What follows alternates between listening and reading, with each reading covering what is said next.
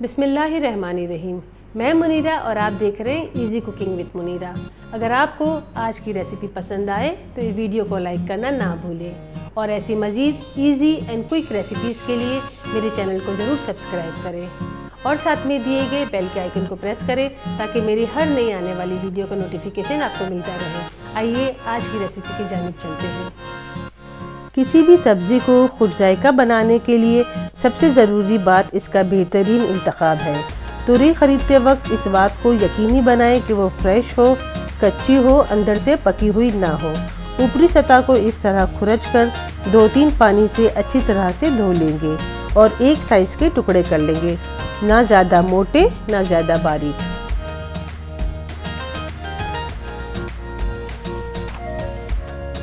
देगची में तेल गरम करेंगे और साथ ही इसमें हरा मसाला शामिल करेंगे। मैं यहाँ पर 2 टेबलस्पून हरा मसाला यूज़ कर रही हूँ।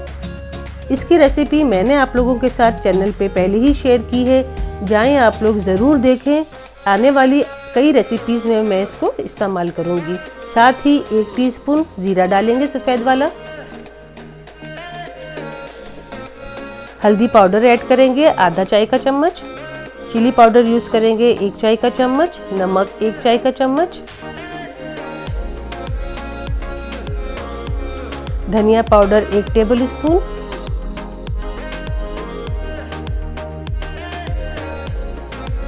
मसाले को थोड़ा सा भूनकर हम इसमें तुरई ऐड कर देंगे। तुरई की सब्ज़ी में बहुत ज़्यादा पानी होता है, इसलिए हम इसमें पानी ऐड नहीं करेंगे। इसे कवर करके हम 10 मिनट तक रख देंगे मीडियम आंच पर। ये अपने ही स्टीम के साथ पक जाएगी।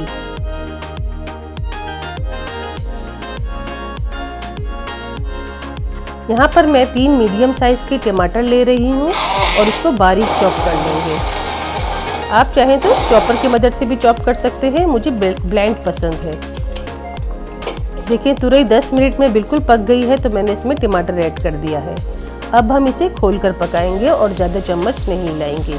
जैसे ही हमारा तेल रिलीज़ हो जाएगा, हमारी बेहतरीन सब्ज़ी तैयार है। चलिए इसे सर्व करते हैं।